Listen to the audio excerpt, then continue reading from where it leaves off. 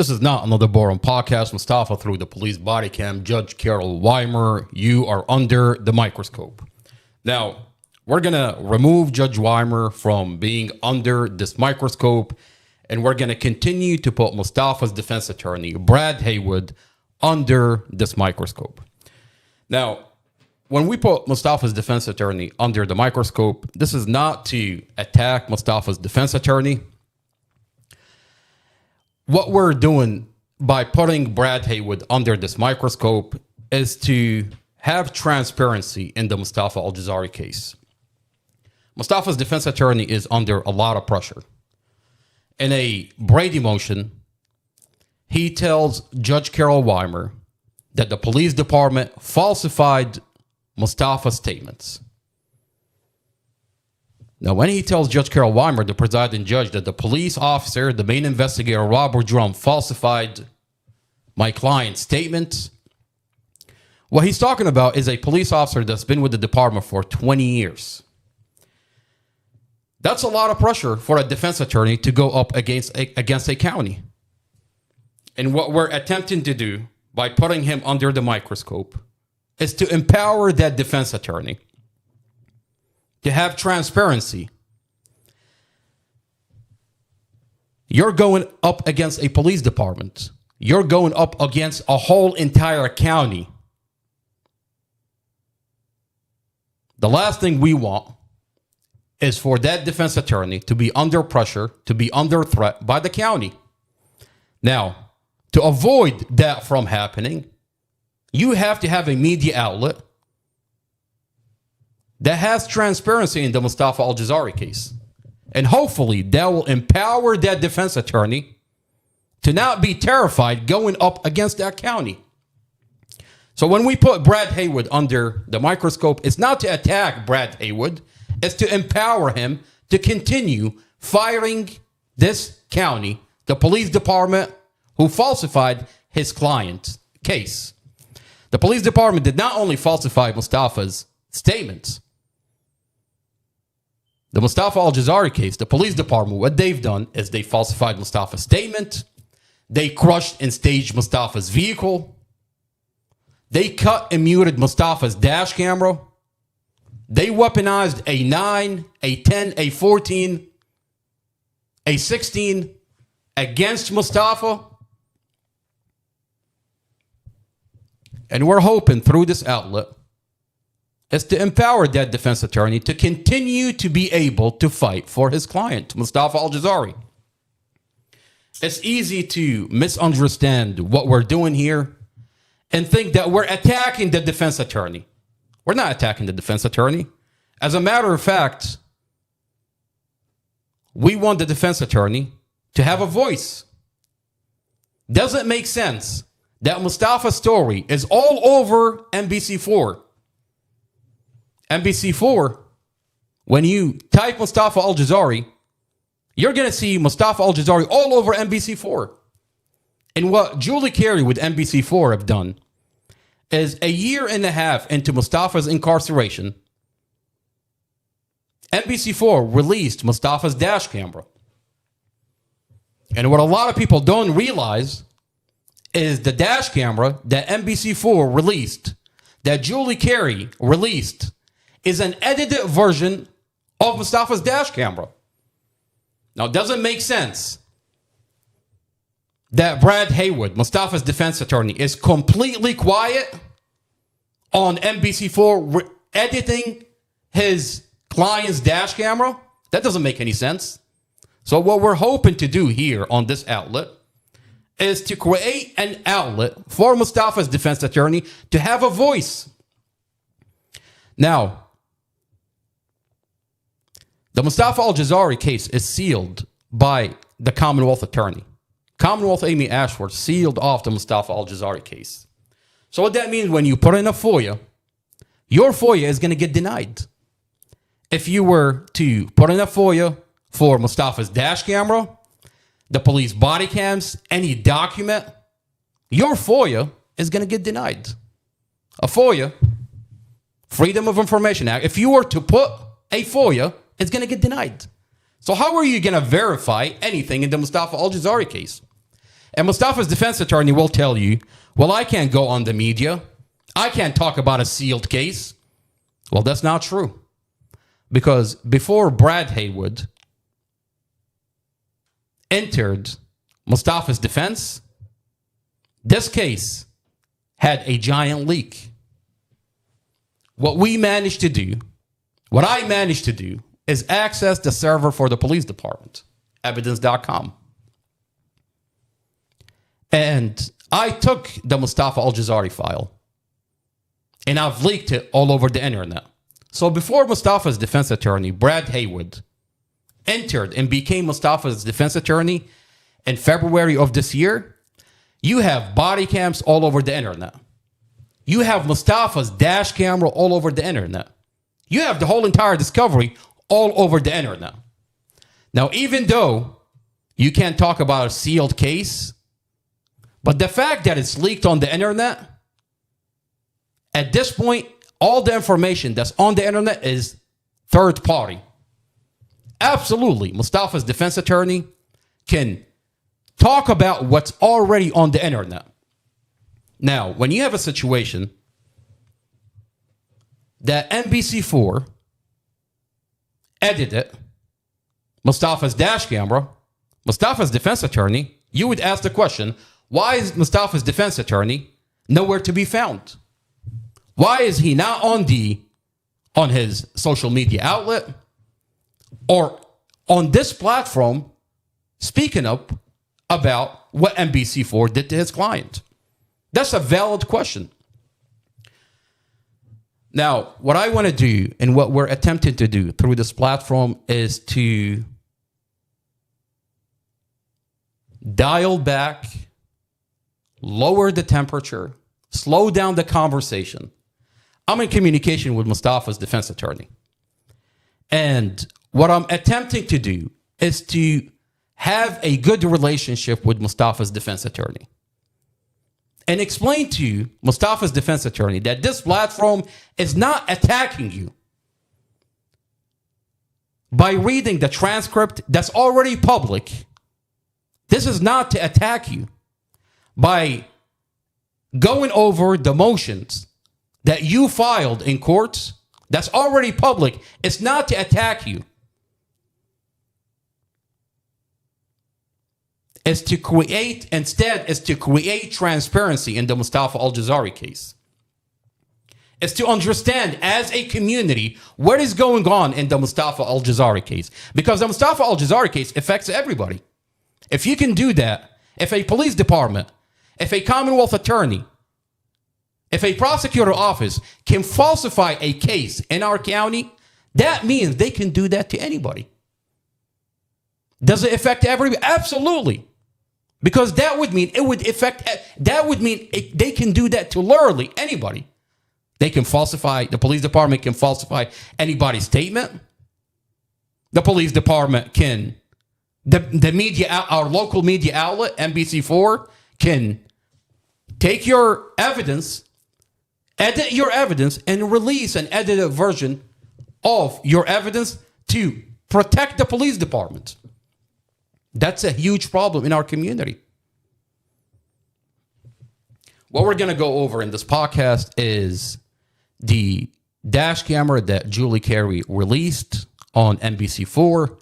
And what we're going to do, we're going to take that dash camera that NBC4 released, and we're going to put it side by side with the actual dash camera. And we're going to show you how NBC4 released an edited version of Mustafa Aljazairi's dash camera. What we're also going to go into, ABC is under fire for doing the same thing to President Trump. And President Trump has a giant lawsuit against ABC for editing the January 6th speech. So we're going to go over what they've done to President Trump. Now, when we dive into President Trump, whether you're a Democrat, whether you're a Republican, it doesn't matter. Whether you love President Trump, whether you hate President Trump, it doesn't matter. The fact that a media outlet can take a video a speech from January 6th and completely edit and put it out on the news is a problem. Because if they can do that to that situation, they can do that anywhere. And it's a problem when our media is no longer honest. If there's a bias, they're no longer honest. If you can't trust your media, that's a huge problem.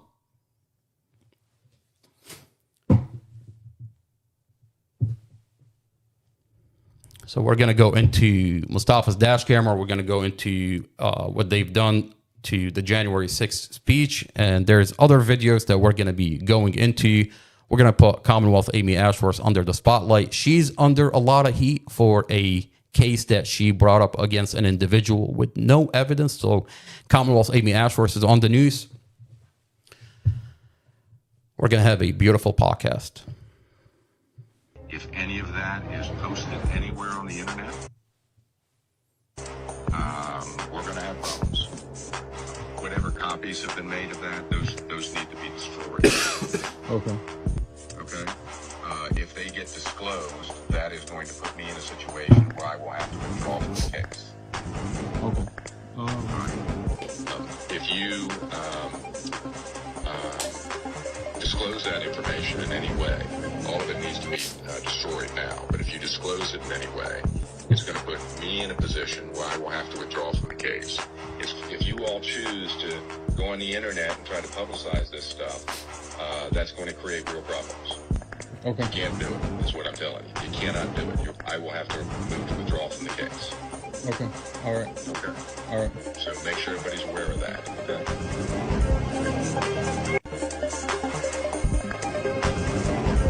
If any of that is posted anywhere on the internet, we're going to have problems.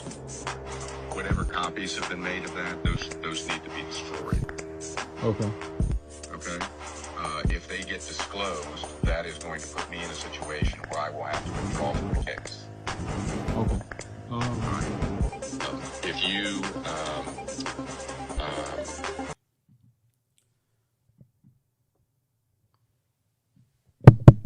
This is not another boring podcast. Mustafa through the police body cam. Brad Haywood, Mustafa's defense attorney, you are under the microscope. Now, we're in communication with Brad Haywood, and we're working extra hard to repair our relationship with Mustafa's defense attorney.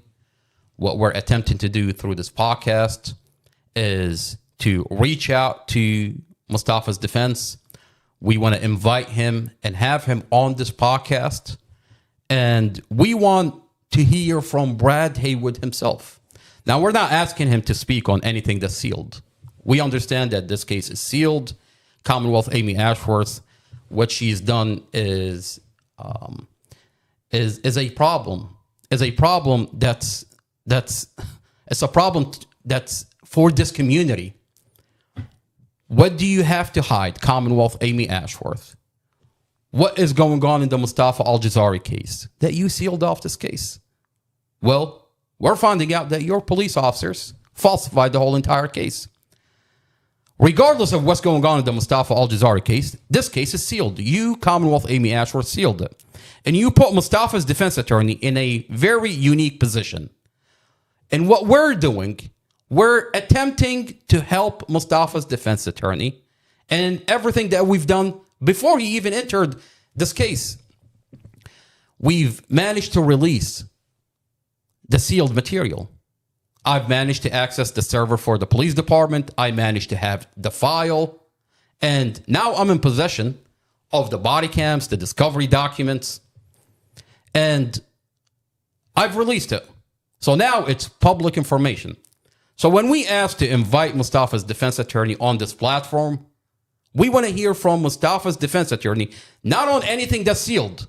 We understand that he signed a protective order. He can't release and talk about anything that's sealed. But the material that's already been released, he can absolutely talk about it. It's already been released. It's in the public domain. At this point, it's public information.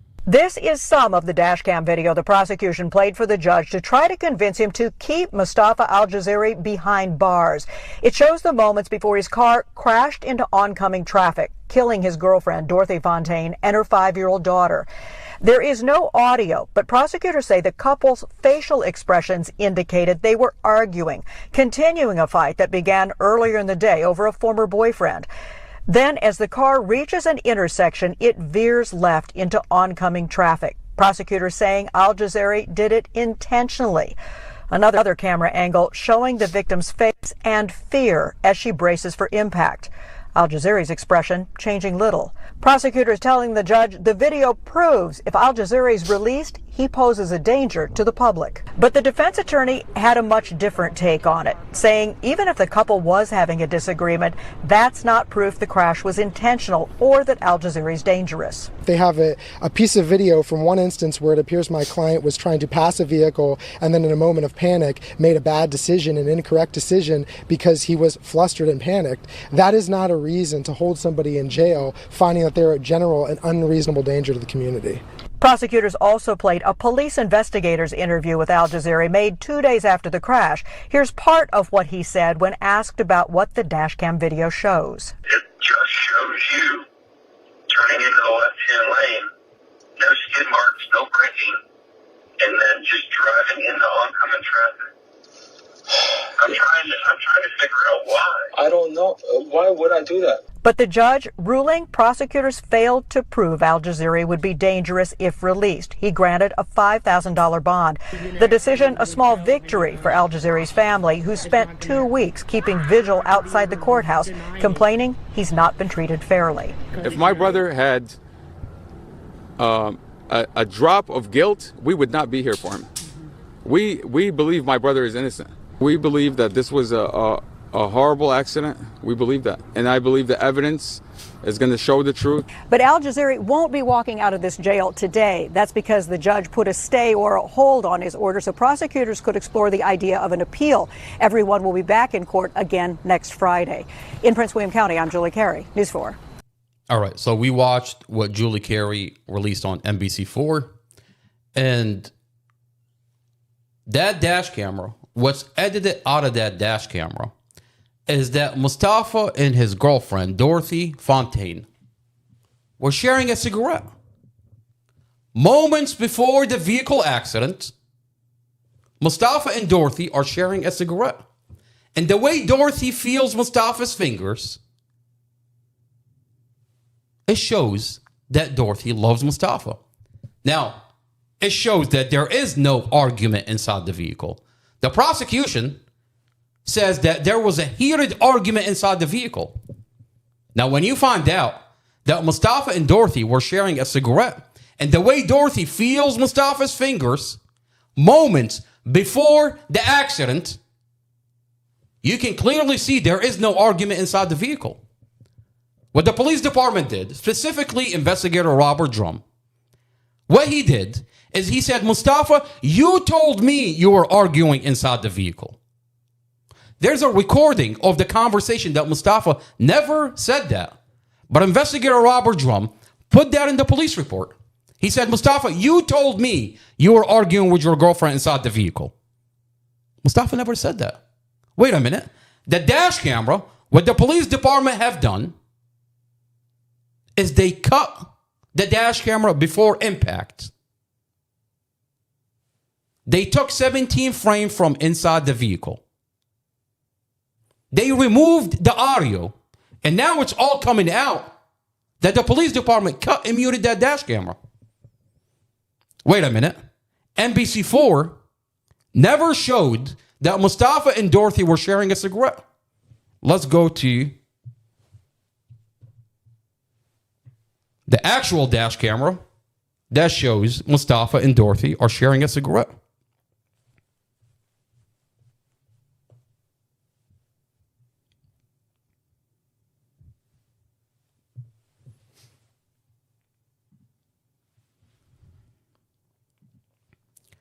This is the portion moments before the vehicle accident, the portion that Julie Carey edited.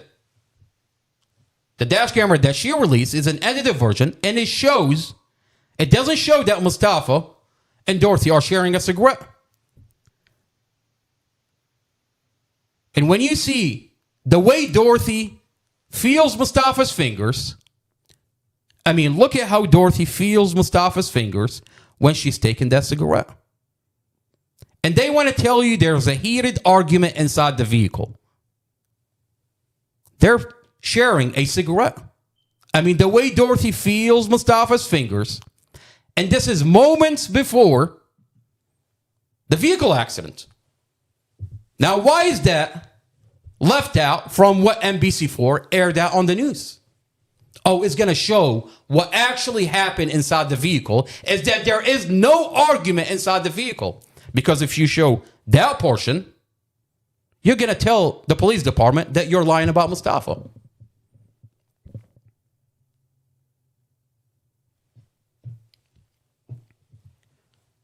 We're going to watch the full dash camera, the portion that Dorothy and Mustafa are sharing a cigarette, the portion that NBC4 left out from this dash camera. Now, Julie Carey, in her defense, she's going to tell you, well, the prosecutor gave me this portion of the dash camera. I didn't edit this dash camera. The prosecution office did. Well, ma'am, well, Julie Carey, now that you have the actual dash camera, why are you not updating the story? Or are you in the business of deceiving the community? Are you covering up for the police department? These are all fair questions. Where is Mustafa's defense attorney, Brad Haywood, from reaching out to Julie Carey and telling her, if you don't update the story, I'm gonna sue NBC4. You can absolutely sue NBC4 for deceiving the community, for running with a story, and now that you have the actual dash camera, you're not updating the story. You're absolutely deceiving the community. Let's watch the full dash camera and watch the portion that NBC4 left out when they released Mustafa's dash camera.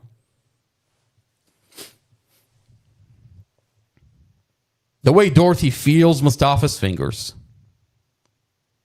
you can clearly see that the police department lied. They want to tell you there is a heated argument inside the vehicle. Where's the heated argument?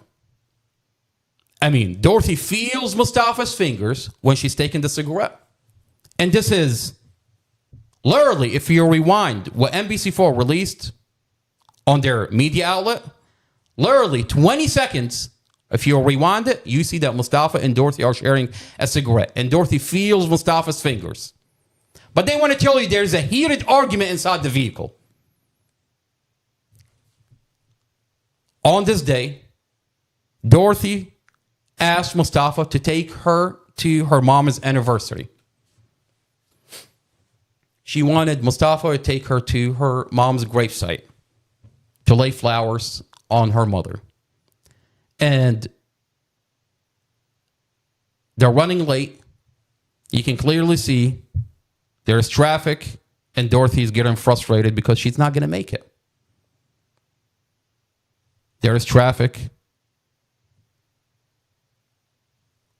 I mean, where is the heated argument? Where is the argument inside the vehicle? They're listening to music. You see that boombox in the back? They're listening to music. That's a JBL speaker. If you know anything about JBL speaker, the faster it moves, the louder the music is. They're driving. Mustafa is now speeding. Now, what NBC4 did is, I'm going to zoom in here. They put this on NBC4. Deceiving the community and telling everybody that Mustafa was driving 77 miles an hour. Never telling the community that this, on the dash camera, the odometer is not updated. It's not calibrated. That even when Mustafa is parked, it still says 77. When you see him at a traffic light, it never changes. The computer inside Mustafa's vehicle show that Mustafa was driving speed limit. I mean, here we see him driving speed limit. The computer inside Mustafa's vehicle, the ACM, show that Mustafa is driving speed limit. He's not going 77 miles an hour.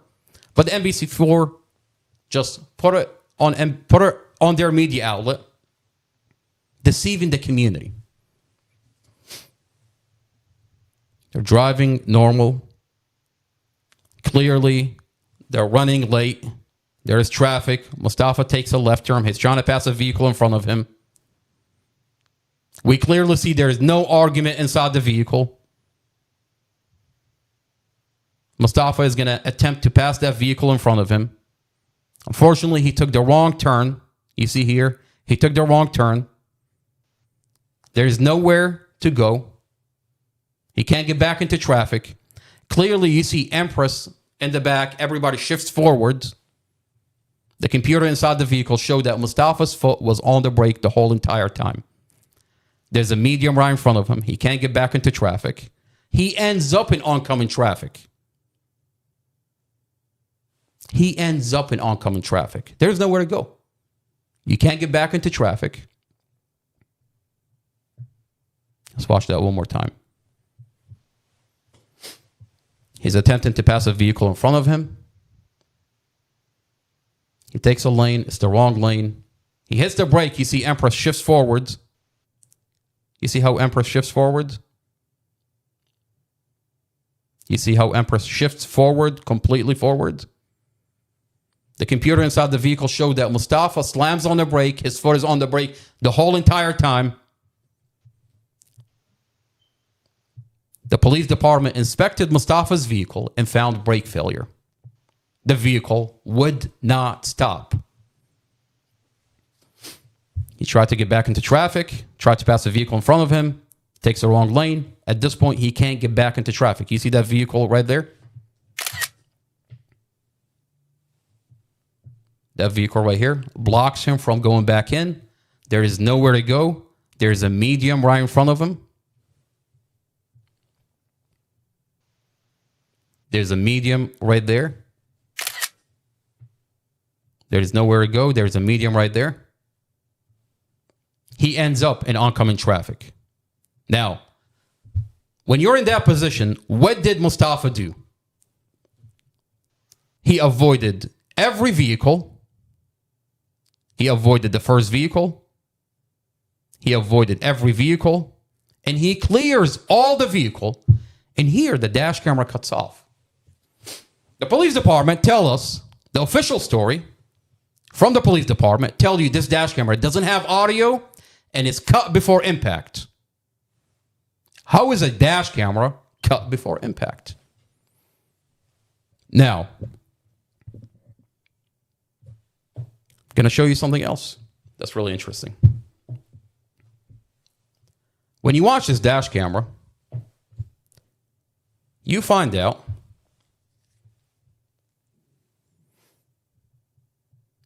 that the camera inside the vehicle cuts off while the camera outside continues rolling.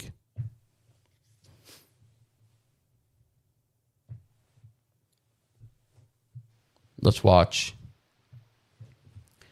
You'll notice that at 8.0, the camera inside the vehicle cuts off while the one outside is still rolling. Now we're going to count the frames. And the question is, what's the significance for taking 17 frames from Mustafa's, the camera facing inside the vehicle? You clearly see here it cuts off while the camera outside continues rolling. If you count the frames, that's 17 frames taken out, cut from the camera facing inside the vehicle. Now, when we watch Julie Carey is repeating what the prosecution office is saying by saying Mustafa's facial reaction does not change. Well, hold on now. The police department tells you that Mustafa did not have a reaction.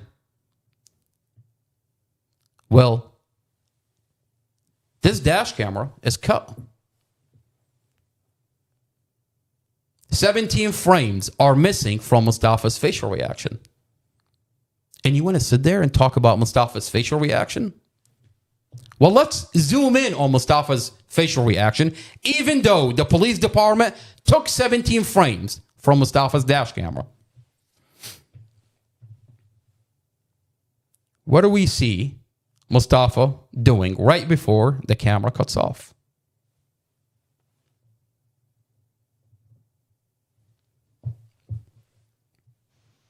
That's Mustafa. Right before the dash camera is cut by the police department. Is Mustafa reacting to the vehicle accident? Do we not see that he stick his tongue inside his cheek? He stick his tongue inside his cheek in panic. His jaw, his mouth is wide open. His shoulder is tensed up. He's reacting to the vehicle accident. He finds himself in a position there is nowhere to go. Now, they took 17 frames from Mustafa's facial reaction.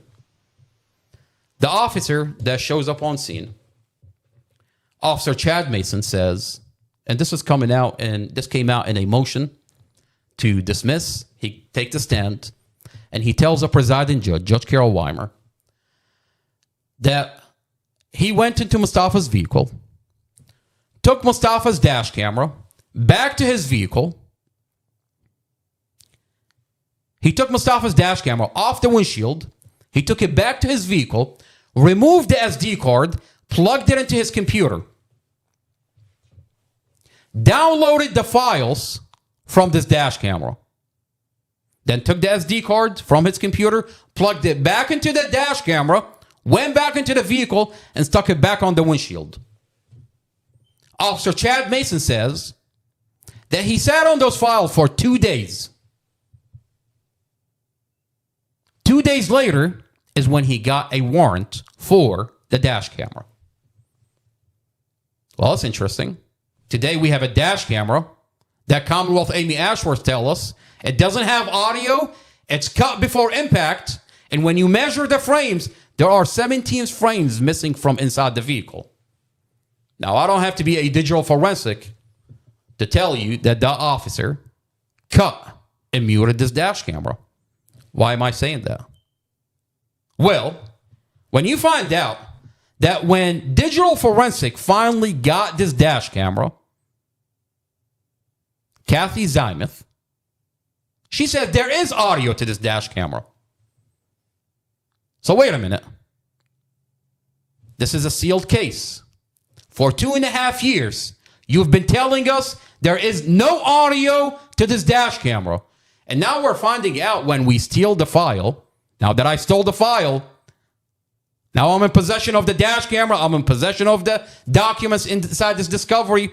Officer Zymuth put in a document that there is audio to this dash camera. What Officer Chad Mason was supposed to do is take the dash camera to digital forensic.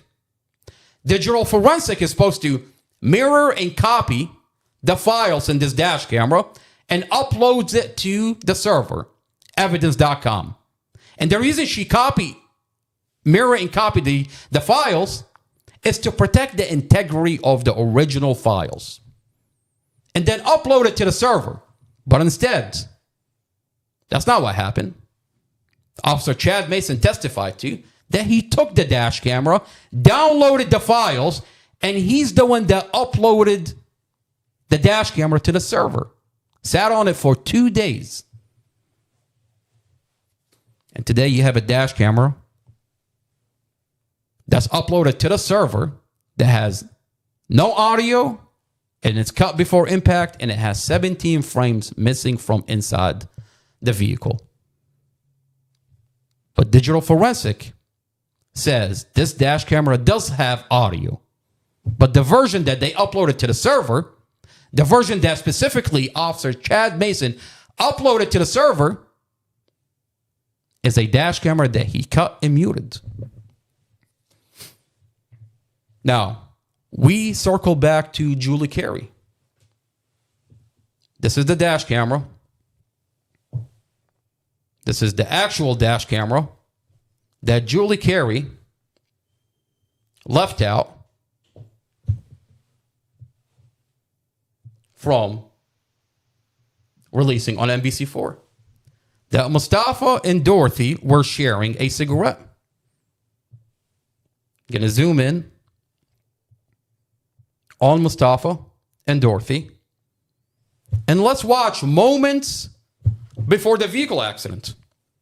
They tell you it's a heated argument. They tell you there's an argument inside the vehicle.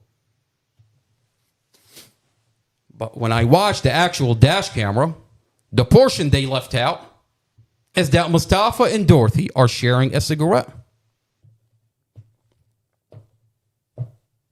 And the way Dorothy feels Mustafa's fingers, you want to tell me there's an argument inside the vehicle? I mean, look how Dorothy feels Mustafa's fingers when she takes that cigarette. Where is the argument? This is moments before the vehicle accident. Now, when you find out, when you rewind this dash camera, literally, they're passing a cigarette back and forth 6 times.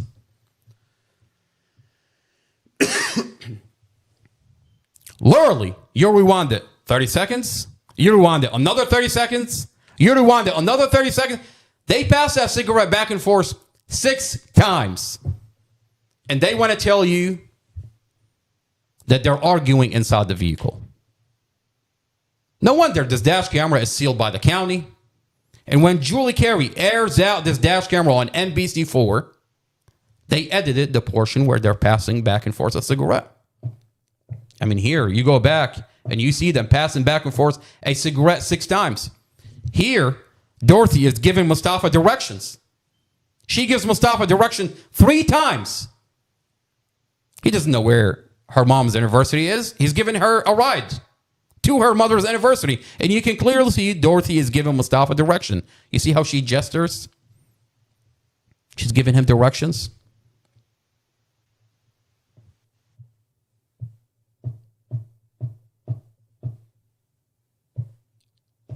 Here, you see Mustafa and Dorothy passing back and forth a cigarette.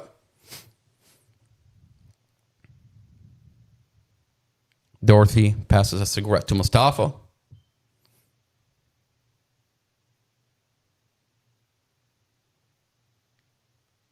And what you find out is the police department did a toxicology report on Mustafa and Dorothy. And what they're smoking here is hemp. Dorothy has cancer, and to relieve her pain, she smokes hemp. There's a toxicology that the police department did. We're going to come back to the dash camera. Let's look at the toxicology report. And this is the foundation of the whole entire case.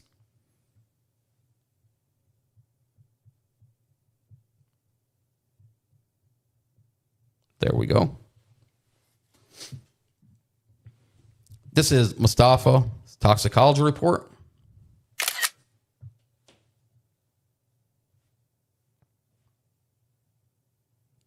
Blood alcohol, non-detected. There's no alcohol in Mustafa's system. You see that right there? No alcohol. Mustafa's THC. You see that right there? 0.0003. What they're smoking inside the vehicle is hemp. So let's go back to the dash camera.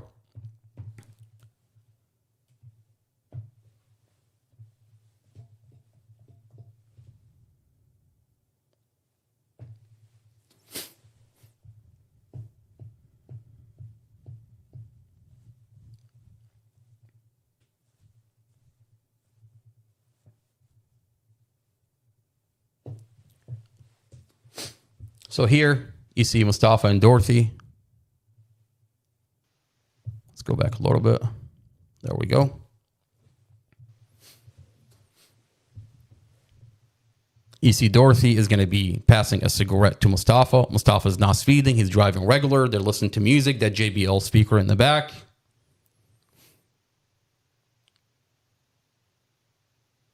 Now, they sealed off this dash camera because they want to tell you that they're arguing inside the vehicle. But then when you realize that they're passing back and forth a cigarette, even though they cut this dash camera, even though the police department muted this dash camera, we can clearly see what is going on inside the vehicle. How could they be arguing if they're sharing a cigarette? Where is the argument? You're driving. You're going to see Dorothy give Mustafa direction, and you can clearly see that Dorothy is going to be gesturing, giving Mustafa directions. You see Dorothy giving him directions. This is Dorothy giving Mustafa. Mustafa passes that cigarette, the hemp cigarette, back to Dorothy.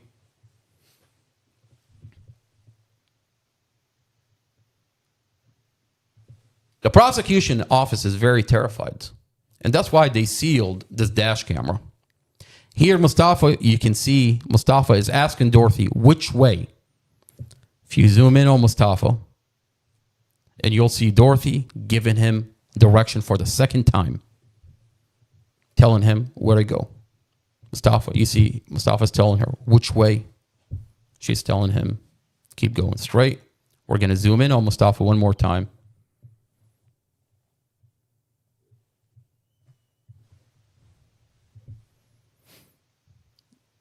Watch Mustafa, and you can clearly see Mustafa is asking for direction. Which way? Dorothy's going to tell him. Keep going straight. Okay. All right.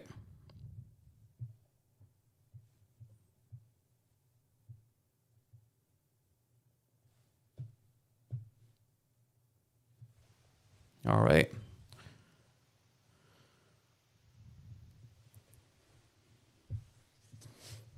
You see Mustafa is connected to the Bluetooth speaker in the back. He's asking her which way. He's playing music. They're listening to music. He's telling her which way. She tells him, keep going straight. The computer inside the vehicle show that he's not speeding. He's driving speed limit.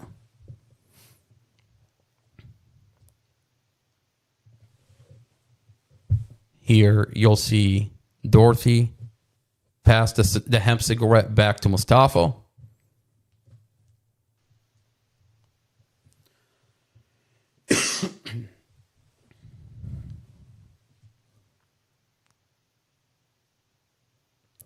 Here you're going to see that Dorothy is giving Mustafa direction. You see she gives the hemp cigarette back to Mustafa. This is literally 4 minutes before the vehicle accident. They passed that cigarette six times. Here, Dorothy gives Mustafa direction for the third time. Clearly see Mustafa looks at Dorothy. She tells him, keep going straight. Mustafa passes the hemp cigarette back to Dorothy. This is 3 minutes before the vehicle accident. This is the fourth time. They pass that cigarette back and forth. Mustafa passes that cigarette back to Dorothy. And so far, I'm not seeing the argument that the police department been telling us for 2.5 years.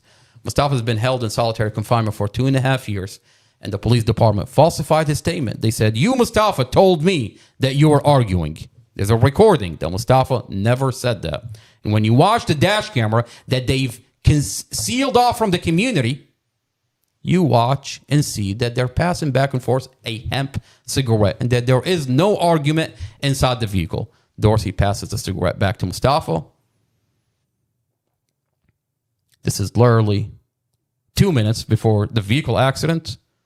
And here you see Dorothy feels Mustafa's fingers when she takes the hemp cigarette back from Mustafa. But they want to tell you that they're arguing. But they want to hide the dash camera from you. And NBC4, Julie Carey, comes to their rescue by editing that portion out of the dash camera.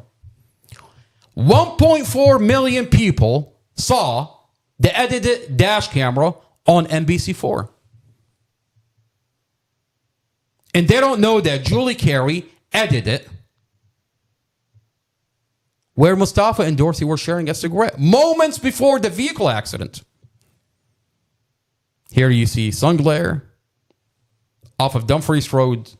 If you're around April, if anybody that's watching that's local, you know, in April when you're on Dumfries Road, there is a giant sun glare that enters your vehicle, a blinding sun glare. If anybody from the area, they'll know exactly what I'm talking about. You can't see anything out of that windshield. Mustafa is wearing sunglasses. There's sun glare. These are all mitigating factors to what's going on in this case.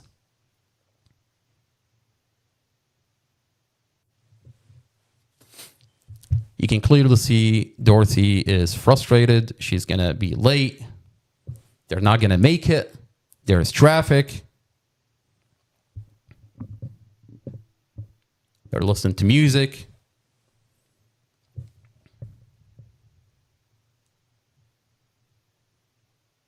Dorothy is frustrated. They're going to be late. There are Instagram posts that Dorothy was releasing that she's not going to miss, and it's not going to be late this year to her mother's anniversary. So she's getting frustrated. The gravesite closes at a certain time, and clearly you can see that she's getting frustrated that they're not going to make it. Mustafa driving speed limit. There's a vehicle in front of him, and this is where the vehicle accident happened. He takes a lane. He's going to take a lane, and it's the wrong lane. And here at that point, he can't get back into traffic. That vehicle blocks him. You see that vehicle right there? That vehicle. Let's see if we can make it bigger. You see right there. I'm going to rewind just a little bit. See, he's driving, trying to pass that vehicle in front of him. He takes a lane. You see that vehicle right there? Blocks him from going back into traffic. There is nowhere to go. Right there. There is nowhere to go. There's a medium in front of him. Mustafa slams on the brake. You can clearly see watch Empress in the back. This is 5-year-old Empress in the back. Right there.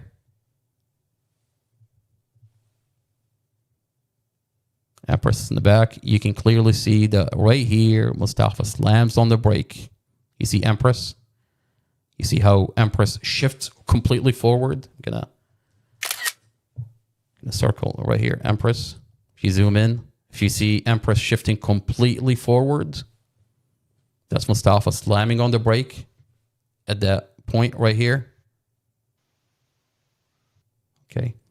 There's nowhere to go. You can't get back into traffic. The vehicle blocks you. There's a medium in front of you. You slam on the brake, and there is brake failure. The police department inspected Mustafa's vehicle. We have a body cam that we're going to play where the police department inspected Mustafa's vehicle and found brake failure. The vehicle would not stop. There's a medium in front of you. Mustafa, at that point, he can't get back into traffic. There's a medium in front of you. You see that medium right there? You see that medium right there?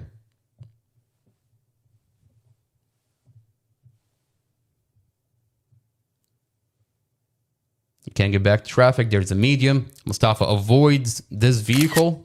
They want to tell you that he drove into oncoming traffic, head on into... Okay, he avoids this vehicle. If he wanted to crash, what he could have done is crushed his family in that vehicle on his right. Why would he put himself into oncoming traffic when he's in the vehicle and he's not even wearing a seatbelt? He's not wearing a seatbelt. He's not wearing a seatbelt. Why would he drive into oncoming traffic? They want to tell you he wants to kill his family. Wait a minute. Is his foot not on the brake the whole entire time? Yeah, the computer shows that his foot is on the brake the whole entire time. Did the police department not inspect Mustafa's vehicle and found brake failure? Yeah, there's a body cam where the police inspect Mustafa's vehicle and they find brake failure. Now they want to tell you he wants to kill his family.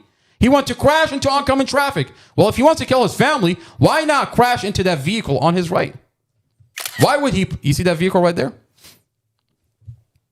Why would you not crash and crush your family into that vehicle and save yourself? Why would you put yourself into oncoming traffic? Who does that? And wait a minute, you're not even wearing a seatbelt? He's not even wearing a seatbelt. Mustafa's not even wearing a seatbelt. You don't think I'm going to wear a seatbelt before I drive into oncoming traffic? And why would I drive into oncoming traffic? Wait a minute. I have my dash camera on before I kill my family? That's his dash camera. He's had this dash camera for over 5 years. You don't think I'm going to remove this dash camera, wear my seatbelt? And who drives into oncoming traffic? Who does that? You're gonna kill yourself? Does that even make sense? Does that narrative even make sense? He avoids the first vehicle. He avoids the vehicle here. There's a vehicle here. And there's a vehicle here. And there's a vehicle here. What Mustafa does, he avoids all the vehicles, makes it into the fourth lane.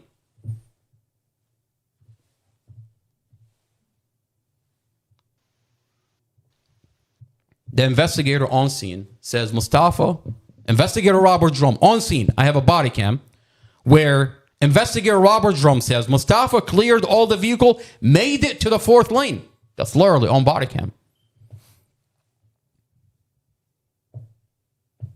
Mustafa's steering angle. Now you have. They want to tell you that Mustafa drove into oncoming traffic. The computer inside the vehicle. Let me see if I can pull up the data from Mustafa's steering angle. There we go.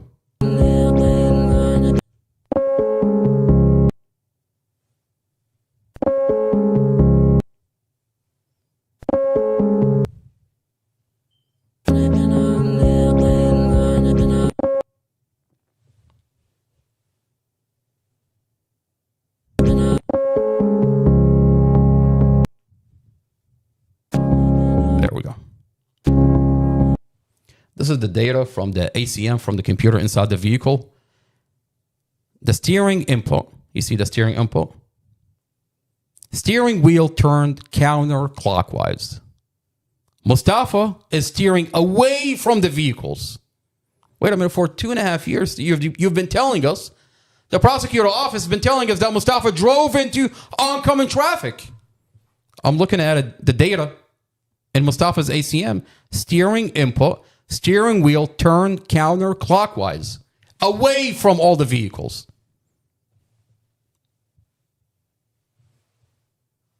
This is a sealed document. We had to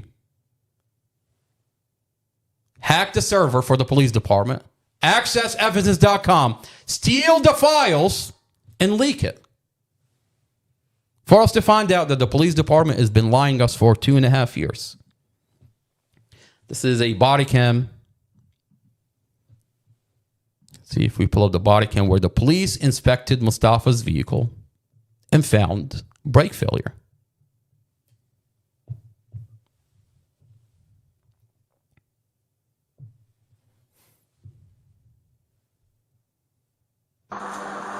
Brake didn't engage. Brake did not engage. Mustafa's foot is on the brake the whole entire time, but the brake would not engage. They found brake failure in the back caliper, passenger caliper, and they found brake failure in the front passenger caliper. Now, a good question is, well, Mustafa was able to stop the vehicle before the accident. That's right. There is a huge difference driving 10 miles an hour. There's a huge difference driving 20 miles an hour. There's a huge difference driving 30 miles an hour. There's a huge difference driving 40 miles an hour. There's a huge difference driving 50 miles an hour and asking your vehicle to stop on a dime. That's a huge difference. The police department on body cam found brake failure. That when Mustafa needed to stop his vehicle going 50 miles an hour, which is the speed limit, the vehicle would not stop. The computer inside the vehicle shows Mustafa's foot is on the brake the whole entire time. The vehicle would not stop. Now, a fair question is, what would you do if you were what would you do different if you were in Mustafa's shoes? Let's watch the dash camera one more time and ask that question. What would you do different if you were in Mustafa's position? Now, he's driving here. He's trying to pass a vehicle in front of him. He's in the wrong lane. He hits the brake. Clearly, we have the computer inside the vehicle that shows Mustafa's foot is on the brake. And we have Empress shifting completely forward. Right here, Empress shifts completely forward. You see that? Watch Empress in the back, shifting completely forward. That's why Mustafa's slamming on the brake. He finds out he's in the wrong lane. He can't get back into traffic. So if the question is, I would have gotten back into traffic, well, Mustafa here. Wait, let's put the dash. It will be fair to put the dash camera on the screen. All right, let's do this one more time. Let's do this exercise one more time. All right, so here we go. Right here, Mustafa is driving. He's trying to pass a vehicle in front of him. He takes a lane. He finds himself in the wrong lane. He wants to get back into traffic. He slams on the brake. You clearly see Empress in the back completely shift forward. I think it's a good exercise to zoom in on Empress so that way we can see, you see 5-year-old Empress in the back, and that's when Empress shifts completely forward. There you go. You see that? Right, you're going to see Empress shift completely forward. That's when Mustafa is slamming on the brake when he realized he's in a position where he's in the wrong lane. All right, so let's zoom out and watch that one more time.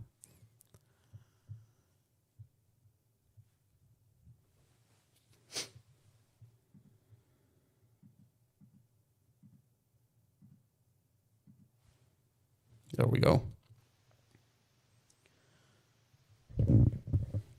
All right, so he takes the wrong lane. He's trying to pass a vehicle in front of him. Right here, what would you do different? You find yourself in the wrong lane. You slam on the brake, and the vehicle would not stop. There's brake failure. What would you do different? Some will say, well, I would have gone back into traffic. Well, how? How would you get back into traffic? There's a vehicle right here blocking you. That right there. That vehicle right there is blocking you. You can't get back into traffic. All right. Right here, there's a medium in front of you. Where are you going to go? Mustafa's not jerking the vehicle to the left. The vehicle ends up, watch his steering. The vehicle ends up in oncoming traffic. The road curves in a way where you end up in oncoming traffic. A vehicle blocks you. There's a medium in front of you. You end up in oncoming traffic. Now, what would you do different?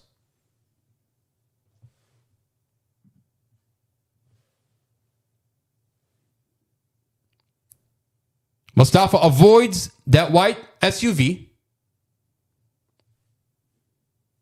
Mustafa avoids the vehicle that's in the first lane. This vehicle, that vehicle in the second lane, and the SUV. He avoids all the way right here. Makes it all the way to the fourth lane. What would you do different? And that's a fair question. What would you do different if you were in this position? Did Mustafa now do everything he can to avoid a vehicle accident? Yes. Was Mustafa speeding? No. Was Mustafa reckless? No.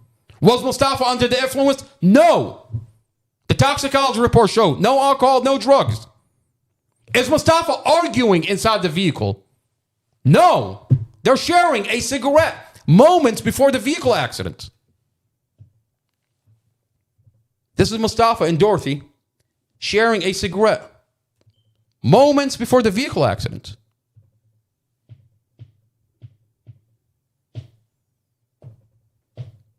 And the way Dorothy feels Mustafa's fingers, she feels Mustafa's fingers. It shows that she loves Mustafa. It shows that there is no argument inside the vehicle. She passionately feels Mustafa's fingers when she takes that hemp cigarette. But Julie Carey left that portion out of the dash camera. And to be fair to Julie Carey, she's going to tell you, well, I'm only releasing what the prosecution office released. Well, ma'am, Julie Carey, today is a different story. Where are you from updating the story? Are you not opening yourself to a lawsuit? Oh, absolutely. Mustafa's defense attorney, Brad Haywood. Where is Brad Haywood from reaching out to Julie Carey and telling her and demanding that she updates the story? Is that not a fair question? Now, do you blame me or do you blame this community for assuming that Brad Haywood, Mustafa's defense attorney, is not working for Mustafa when he's not demanding that a media outlet lying about his community, about his client to the community? Would you not assume that Brad Haywood is protecting a police department that's lying about Mustafa? When he doesn't reach out to Julie Carey and demand that she updates the story, is he not compromised? Would you not assume that he's compromised? That he's not working for Mustafa? That he's here patching up and covering up for the police department? I mean, absolutely. You would automatically jump to these conclusions. But we're not going to jump to these conclusions. What we're here to do is shed light on what's going on. And hopefully, Mustafa's defense attorney wakes up. I had a conversation with Mustafa's defense attorney, and he tells me that he knew Julie Carey for a long time. He knows her for a long time, and that she's a good friend of his. Well, okay, all right. Well, if you know her for a long time and she's a good friend of yours, why is she lying to the community about your client? Why are you not reaching out to her and telling her, I understand that this case is sealed, but this dash camera is in the public domain. And what you've aired out from the prosecution office is an edited version for my client, Mustafa Aljazairi. I demand that you update the story. That Mustafa and his girlfriend were sharing a cigarette, and you left that out from when you reported on the dash camera. Otherwise, you're opening yourself for a lawsuit. Isn't that what President Trump did in the January 6th speech when ABC4 edited his January 6th speech? Let's go into President Trump. Let's go into ABC4 and what ABC4 did to our president. Now, whether you like President Trump, whether you hate President Trump, that's irrelevant to the conversation. Whether you're a Democrat, whether you're a Republican, that's irrelevant to the whole conversation. The question is, did ABC4 edit the January 6th speech? And if they did, what does that mean? How can we trust our media outlets if they're actively falsifying and editing videos, running with stories that are fake? Is that not the definition of fake news? Is that not what Julie Carey is doing in the Mustafa Aljazairi case? Let's see what President Trump did to ABC, given that they edited his January 6th speech.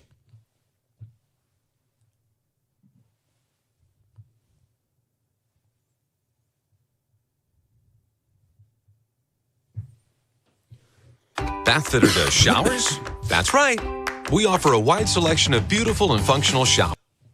Tonight, President Trump threatening a $1 billion lawsuit against the BBC, accusing the British public broadcaster of intentionally and deceitfully editing his speech from January 6th in a documentary that aired just ahead of the 2024 election. Here's what the documentary showed. We're going to walk down to the Capitol, and I'll be there with you, and we fight.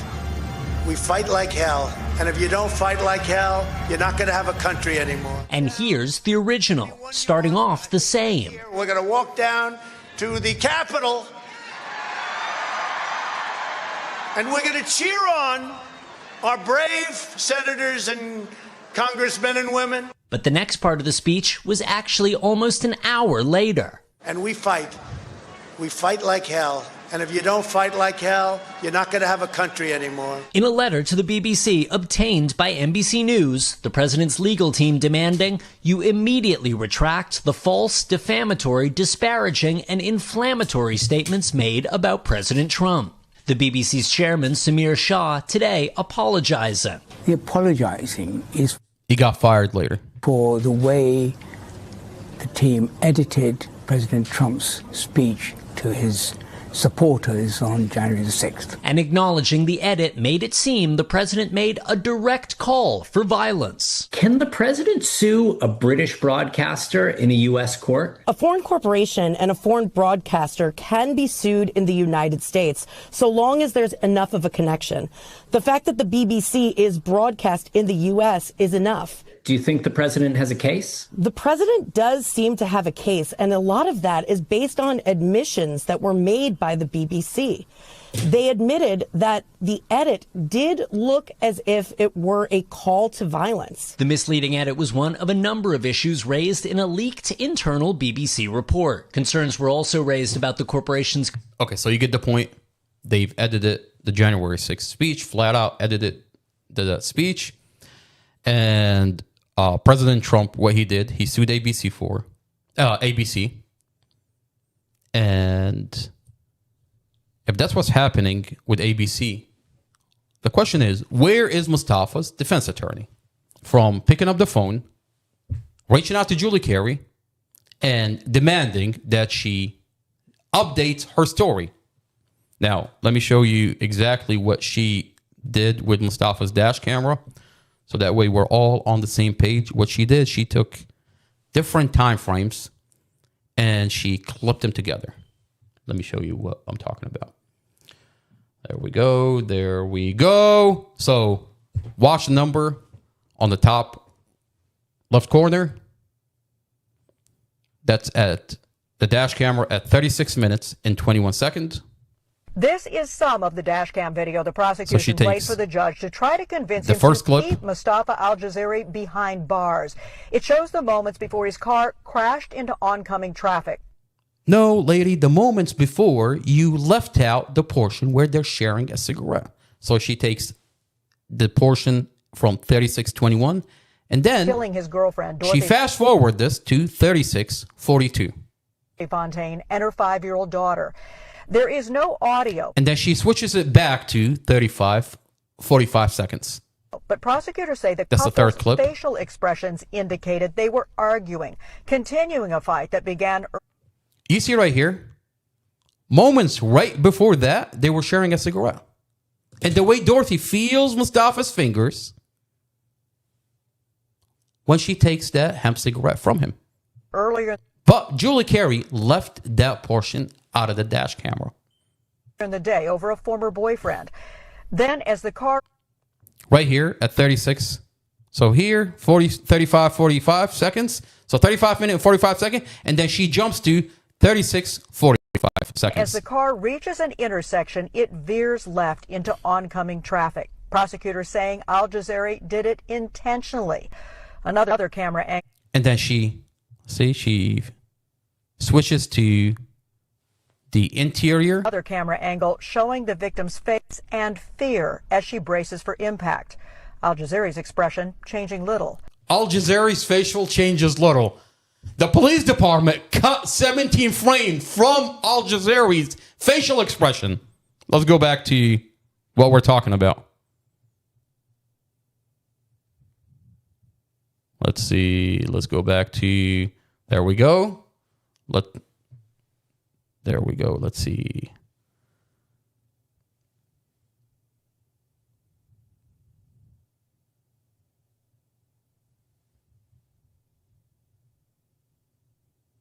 There we go. This one. There we go. This one. Let's count the frames from Aljazairi's facial expression. 17 frames are missing from Aljazairi's facial expression. And she wants to talk about Aljazairi's facial expression. All right. Watch the camera facing inside the vehicle cuts off right there. And then it's going to continue rolling outside the vehicle. Let's count the frames. That's 1. That's 1, 2, 3, 4, 5, 6 seconds. That's the last 8 seconds before the vehicle, the dash camera cuts off. That's 7, 8. And you see that the camera is going to cut off. You see that right there? It's going to continue rolling. And when you count the frames, the dash camera, the camera facing inside the vehicle cuts off at 8.0, while the camera facing outside cuts off at 8.3. And when you count the frames, these are 17 frames missing from inside the vehicle. Let's go back to Mustafa's facial expression. The prosecution office tells you Mustafa had no reaction. Well, let's look at Mustafa's reaction.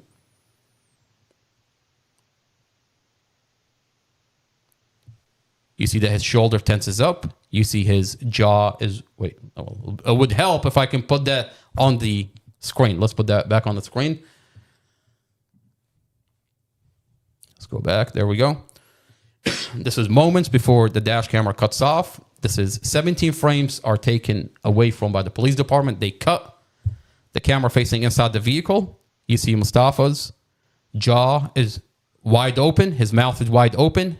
He sticks his tongue inside his cheek. He's panicking. His shoulders are tensed up.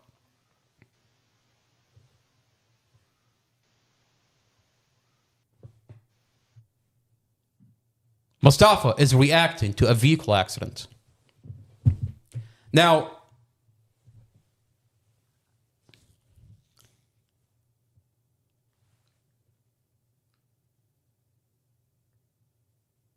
this was on the news. A Prince George police officer got in a vehicle accident. Let's go into what happened with that officer, and is very relevant to what is going on in this vehicle accident. Let's go to that clip. I think before we go into that clip, let's go over Dr. Speckard. Dr. Speckard entered Mustafa's case and looked at the dash camera and looked at every piece of evidence in the Mustafa Aljazairi case. And she put on an affidavit. Let's go over the affidavit that Dr. Speckard entered into Mustafa's case. Because it's one thing when I'm sitting here analyzing the dash camera. It's another thing when you're sitting there analyzing the dash camera. Well, let's bring in an actual doctor that specializes in facial expressions, specializes in reactions to accidents. Let's see what Dr. Speckard has to say about Mustafa Aljazairi and the Mustafa Aljazairi case. So let's go to, let's see, page. This is, so now it's public. This document is now public, unsealed by the Department of Justice, because now the Department of Justice is involved. And on a sealed case, now that we've leaked the police body cams and the discovery, the Department of Justice is now unsealing every motion in the Mustafa Aljazairi, every document in the Mustafa Aljazairi. And what that means, a different entity from outside the county is investigating what the county is doing in the Mustafa Aljazairi. So this is now public information. You can access, if you can go to the courthouse of Prince William County, this is public property, public information. So if we go to page, let's see, 1262 in the documents. So I've got them numbered different. It's actually page, 1252. Dr. Specker's page is at 1252. Let's go over to that page. Let me find it. Bear with me. I feel like I'm on the phone and I feel like I'm customer service. You know, when you call customer service and they just have a random conversation until they get to where, there we go, until they get to where they want to get to. Customer service, how can I help you? All right, this is a document. This is Dr. Specker. All right, this is an affidavit by Dr. Specker. Let's zoom in. Let's see if we can zoom in. There we go. All right, so let's see what a professional have to say about this vehicle accident. All right, so this is an affidavit for Dr. Ann Speckard. Dr. Specker says, let's see if we can zoom in. I think this is good, right? Zoom in a little bit. There we go. Is that good? Wait, hang on. Bear with me. There we go. Is that good? Let's see.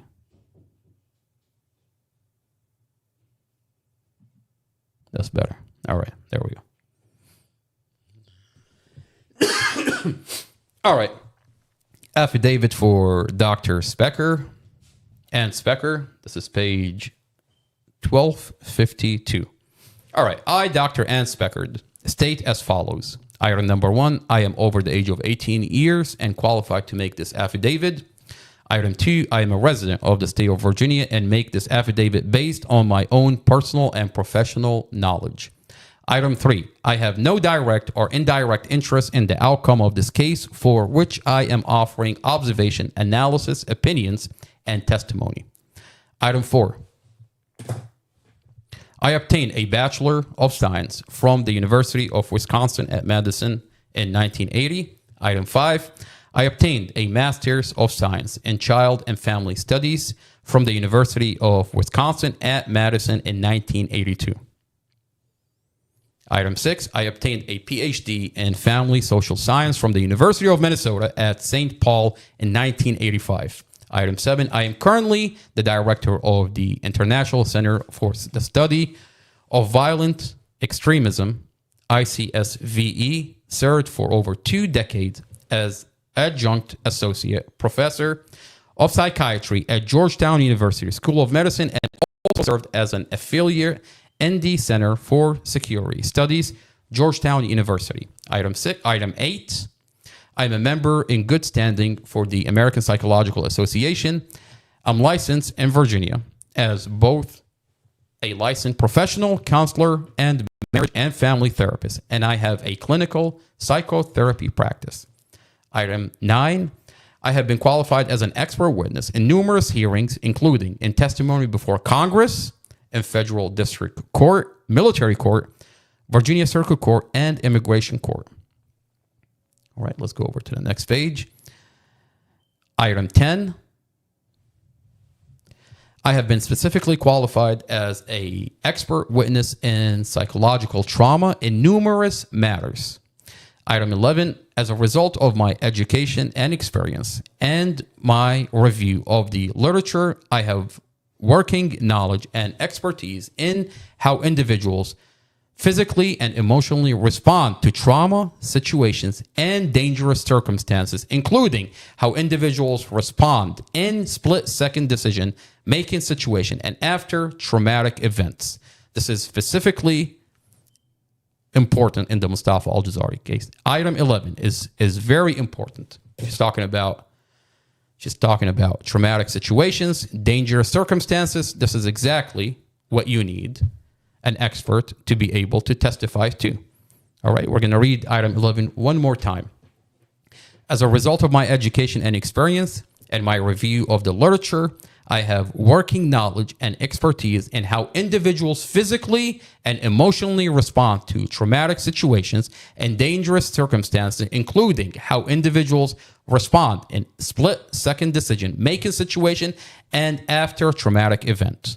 Now, when we're watching the dash camera, I'm not an expert. When you're watching the dash camera, you're not an expert. But you need an expert to look at Mustafa's facial reaction, Mustafa's general reaction, and how he's reacting to the vehicle accident. And this where this expert comes in.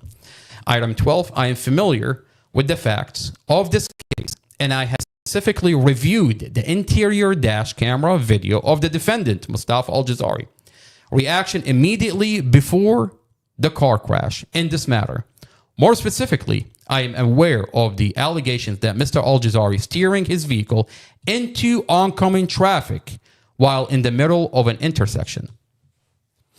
That Mr. Aljazairi failed to forcefully depress the brake pedal in his vehicle. And that Mr. Aljazairi stated to law enforcement after that event that he did not recall certain details regarding the crash. Item 13. In my expert opinion, that Mr. Aljazairi's action and reaction specifically, including but not limited to his decision to steer his vehicle to the left into opposite traffic when he was in an intersection with his car lane ending. His facial expressions and reaction immediately before the crash, his failure to forcibly depress the brake pedal in his vehicle, and his failure to recall details after the crash are all completely consistent with a lay individual trying but failing to avoid a dangerous situation by freezing or shutting down, and the subsequent psychological response to a traumatic event.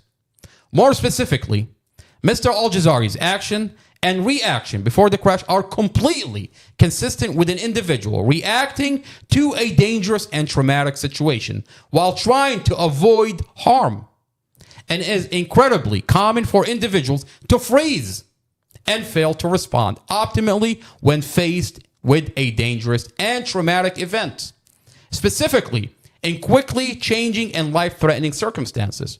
It is also incredibly common for individuals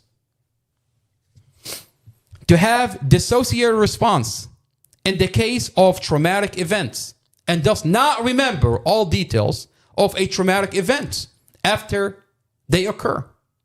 Item 14, I am executing this affidavit to attest that my above statement and opinion are based on my education, experience, and research, and based on a reasonable degree of scientific certainty. Item 15, my fees are $500 per hour and $5,000 per day for out-of-office work, including deposition and testimony. Item 16, I declare under penalty of perjury that the foregoing is true and correct. Dr. Ann Specker, signed by Ann Specker. This is an affidavit, okay, entered into Mustafa's case by an expert that tells you this is a vehicle accident. Mustafa's reaction is reacting to a vehicle accident and is consistent with someone avoiding a vehicle accident. I'm not an expert. You're not an expert. This is an expert looking at Mustafa's facial reaction, Mustafa's general reaction, watching the dash camera, and telling you Mustafa is reacting to a vehicle accident.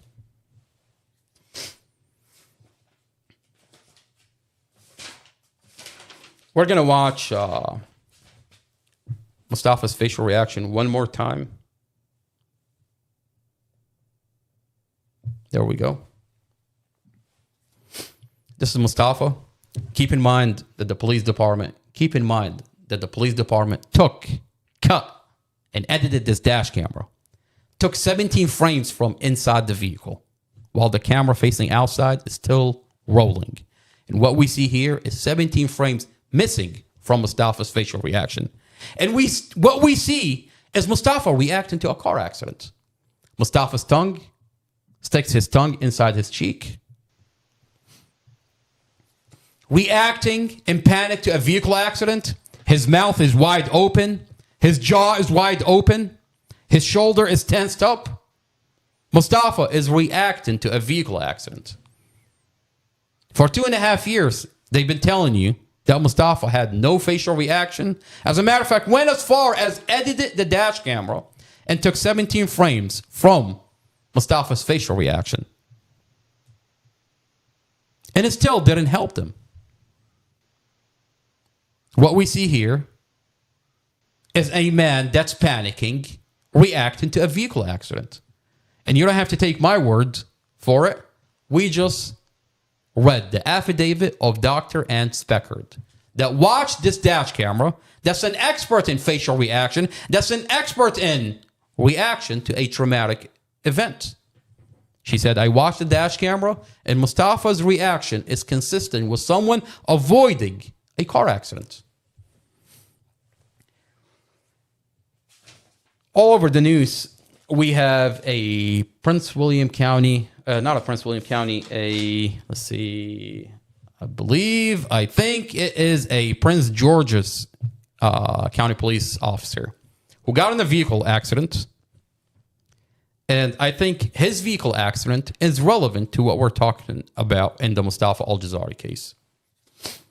Because we get to see his facial reaction and we get to see what happened and how he attempted to avoid that vehicle accident. This police officer was in pursuit, pursuing another vehicle, and he finds himself in a position where, similar to Mustafa, could not get back into traffic. There's a medium right in front of him, and there's nowhere to go. Let's watch what is going on with Prince George's County police officer.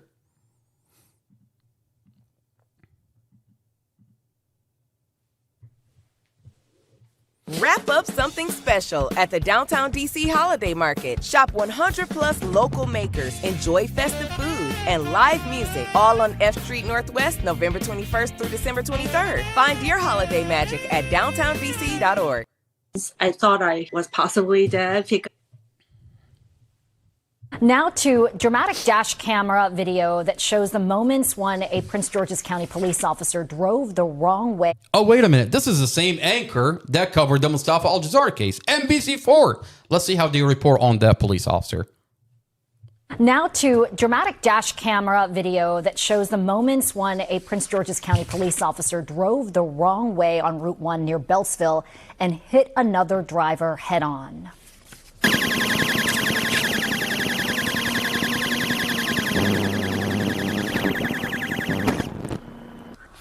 The officer says he was trying to stop several racing drivers. The woman he hit tells News 4 she was so badly injured she thought she would die.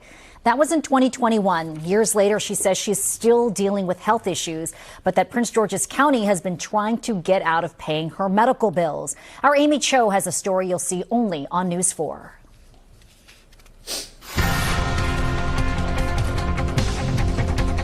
This is video from inside a Prince George's County police cruiser. Corporal Quan Locke was behind the wheel. He later testified he was trying to stop 3 vehicles that had been racing. You see the police cruiser change lanes here and begin to drive past the other vehicles. Corporal Locke later testified he was trying to catch up to the vehicles that had been racing. You see that cruiser change lanes again. This was on Route 1 in the Beltsville, Maryland area. You then see the cruiser continue to drive and then switch lanes and drive in the median area. That is when you hear those sirens turn on. The corporal keeps going for several hundred more feet until he hits the median and crashes into that white vehicle, hitting driver Yong-Mi Kim. He basically sliced across the road and hit me head on. I was knocked out of conscious. My car was totaled. I had chest pains. I had burns. I thought I was possibly dead because I saw white light at the tunnel. Kim says 4 years later, she's still dealing with lingering health issues from the injuries. She's now filed a civil lawsuit against Corporal Quan Locke and Prince George's County for gross negligence, accusing the corporal of breaking department policy, which says under no circumstances will officers pursue at a speed so great as to render their vehicle uncontrollable, thereby endangering the lives of themselves or others. I just want to send a message that what happened to me is not okay. According to the police handbook, officers can only continue a chase if they get permission from a shift commander. Corporal Locke later testified in a deposition he didn't remember if he had radioed to ask for permission, but admitted there was no recording of him doing so.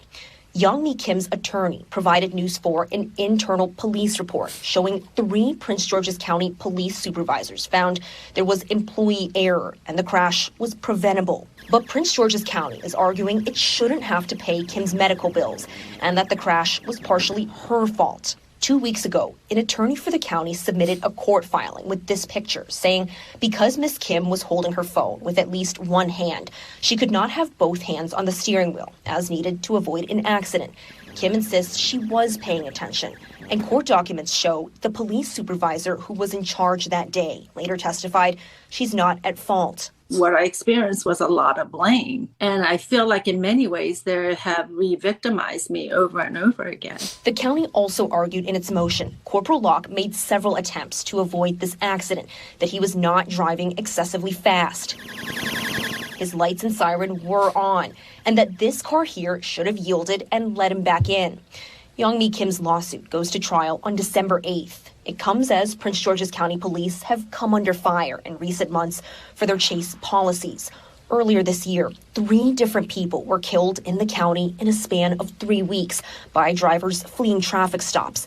The youngest victim was 3-year-old Zoe Harrison, who was riding in a car with her mom. No child should ever, or family have to ever go through what my family is going through.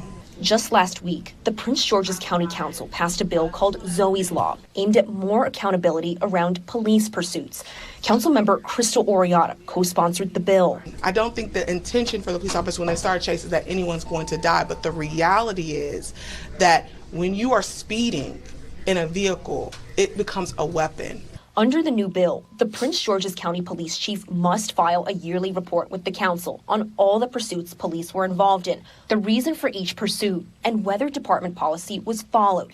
As for Young Mi Kim, her attorney says it's been a long road leading up to next month's civil trial. It took almost 3 years, or about 3 years, for the county to finally comply and produce documents, including the dash cam, which they initially tried to claim didn't exist. I just hope that it doesn't happen to anyone else, and that the police, the Prince George's County, take accountability.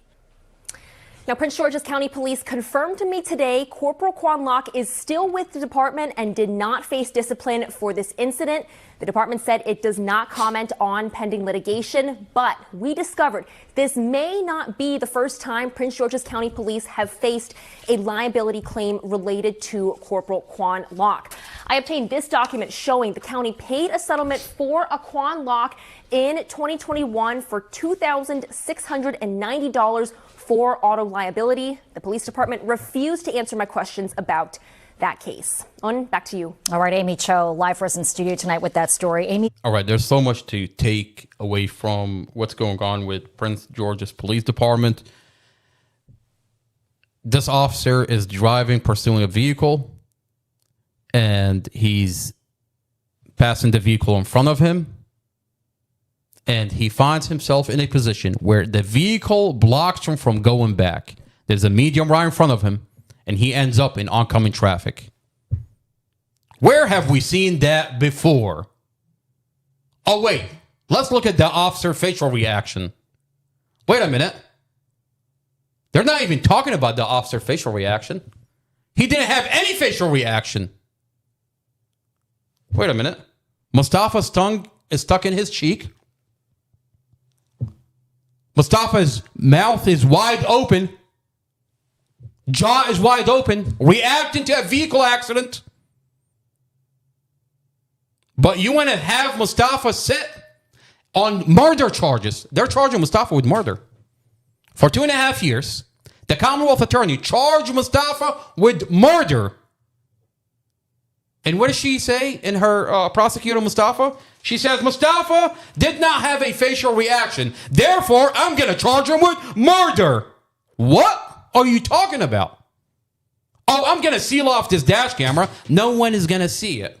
I've got a Julie Carey that's going to release an edited version of a dash camera, so this community doesn't really know what is going on.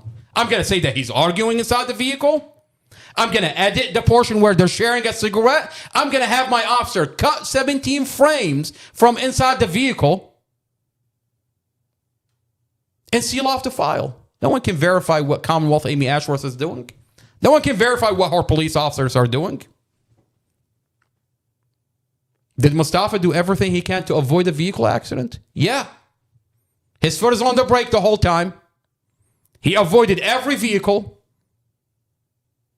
Made it to the 4th lane. Oh, wait a minute. You, the police department, inspected his vehicle and found brake failure. Oh, wait a minute. The vehicle would not stop. His foot was on the brake the whole time, and the vehicle would not stop. Let's take a look at the officer facial reaction one more time. So if you go to 1 minute and 50 seconds, we get to see the officer facial reaction. There we go. A civil lawsuit against Corporal Quan Locke and Prince George's County for gross negligence, accusing the corporal of breaking department policy, which says... Why is the Commonwealth Attorney, the police department, the news talking about the officer, no facial reaction? Oh, but Mustafa, even though he's reacting to a vehicle accident, you're going to say he has no facial reaction. This is Mustafa. His tongue is stuck inside his cheek. His mouth and jaw are wide open. His shoulder is tensed up, reacting to a vehicle accident. But you want to tell us, you want to seal off the dash camera, you want to cut 17 frames from his facial reaction and tell this community there is no facial reaction. He's not reacting. Oh, you want to hide what Dr. Speckard said in the Mustafa Aljazairi case. You know, one problem I have with Mustafa's defense attorney, I'm finding out, and this is where we put Brad Haywood under the microscope, and we asked the question, Brad, what are you doing in the Mustafa Aljazairi case? Brad Haywood is filing a motion in limine alongside with the prosecutor. They're filing a limine motion, him and the prosecutor, to remove Dr. Speckard's affidavit. What are you doing, Brad?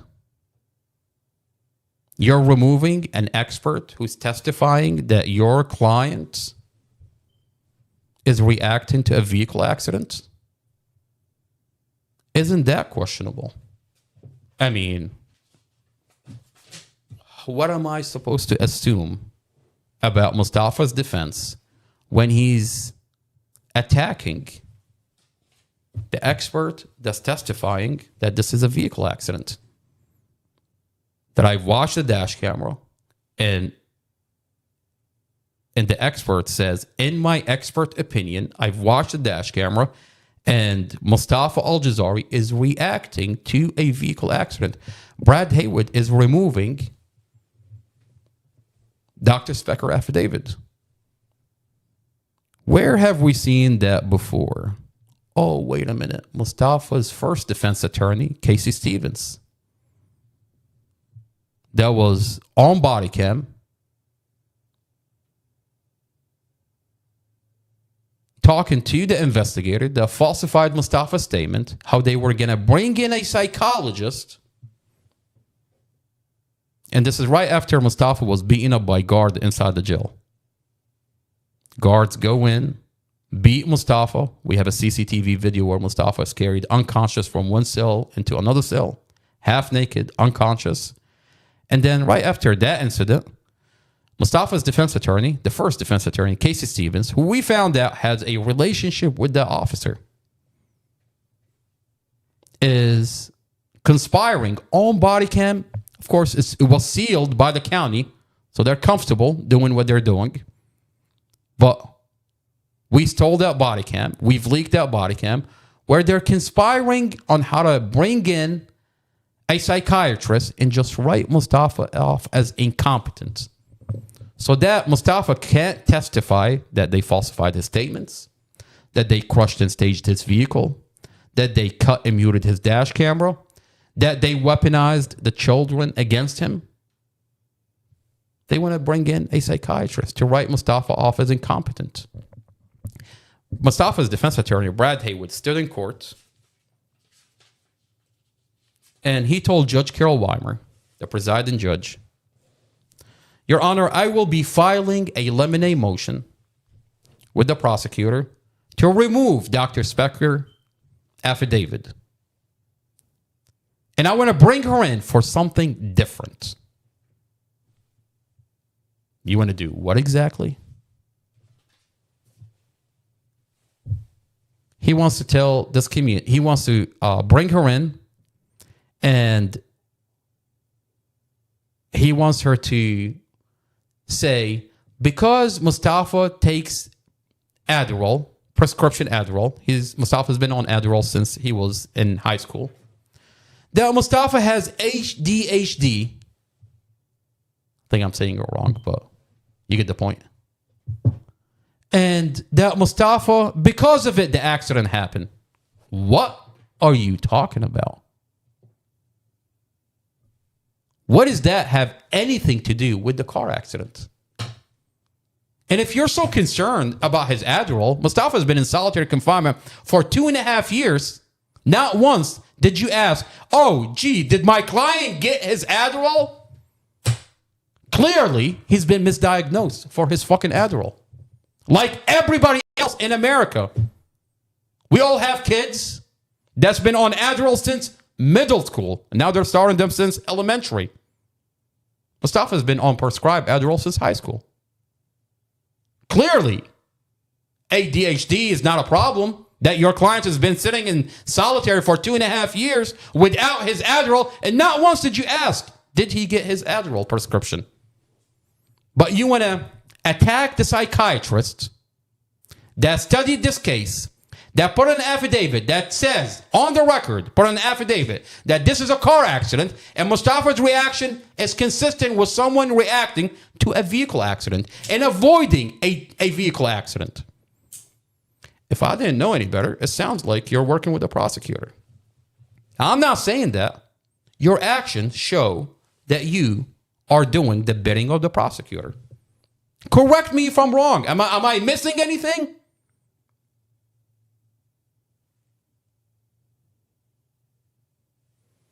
Now I want to dial the temperature down. And I'm reaching out to Brad Haywood. He's welcome to be on this platform.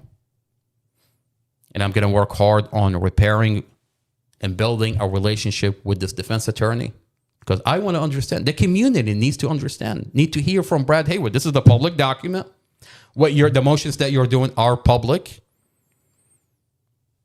This dash camera is in the public domain. The body cams are in the public domain. You have every right to be here and comment on information that's already been public. What are you doing in the Mustafa Aljazairi case? Are you being threatened by the county? Let us know.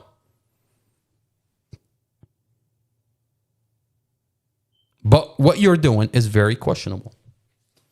And we're here to shed light on what is going on in the Mustafa Aljazairi case. We're here just to simply report. We're not accusing you of doing anything. We're just looking at what you're doing, looking at what you said in court,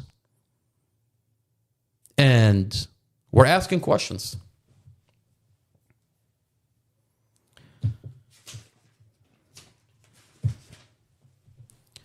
I want to go back to the Prince George's police officer. Okay, so we looked at his facial expression.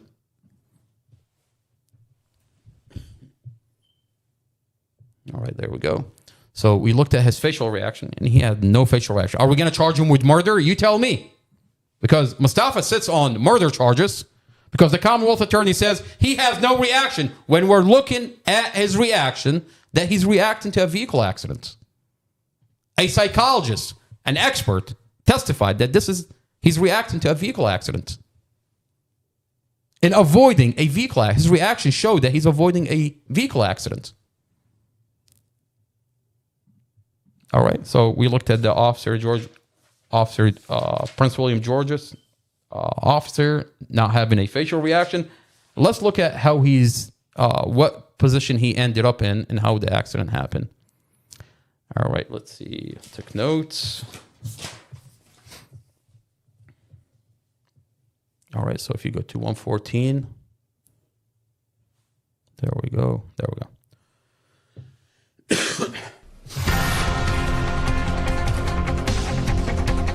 This is video from inside a Prince George's County police cruiser. Corporal Quan Locke was behind the wheel. He later testified he was trying to stop 3 vehicles that had been racing. You see the police cruiser change lanes here and begin to drive past the other vehicles. Corporal Locke later testified he was trying to catch up to the vehicles that had been racing. You see that cruiser change lanes again. This was on Route 1 in the Beltsville, Maryland area. You then see the cruiser continue to drive and then switch lanes and drive in the median area. That is when you hear... That's exactly what's going... Okay, Mustafa passes a vehicle in front of him. Those sirens turn on. The corporal keeps going for several hundred more you feet see right until... here? There is nowhere to go. See how the officer had nowhere to go? I'm going to rewind it just a little bit. Continue to drive and then switch lanes and drive in the median area. That is when you hear those sirens turn on. The corporal keeps going for several hundred more. You see the van on his right? See if I can circle it. All right, you see that. Let's see if that does anything.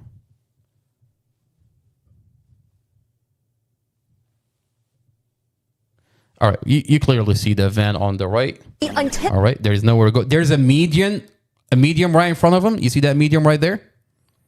Okay, so there's a vehicle. Just gonna rewind just a little bit. You then see the cruiser continue to drive and then switch lanes and drive in the median area. That is when you hear those sirens turn on. The corporal keeps going for several hundred more feet. You see that vehicle on your right? So there's a vehicle on your right. You can't get back into traffic. There's a medium right in front of you. And that's exactly where Mustafa's vehicle ended up. He is attempting to pass a vehicle in front of him. He takes a lane. It's the wrong lane. There is nowhere to go. He tried to get back into traffic, but there's a vehicle on his right that blocks him. There's a medium in front of him. He can't go anywhere. He slams on the brake. And the police department inspected his vehicle and found brake failure. His vehicle would not stop. He's driving speed limit. He couldn't get back into traffic. He slams on the brake. There's a medium in front of him. He ends up in oncoming traffic. Until... You see there's a medium. He ends up in oncoming traffic. He hits the median. And the accident happened. In Mustafa's case, he makes it all the way to the 4th lane. He avoided every vehicle. Let's watch Mustafa's dash camera. We're going to watch the last 8 seconds.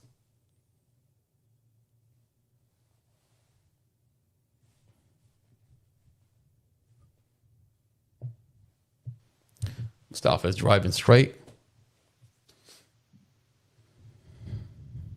He takes a lane. He's trying to pass a vehicle in front of him. There's nowhere to go. That vehicle blocks him on the right.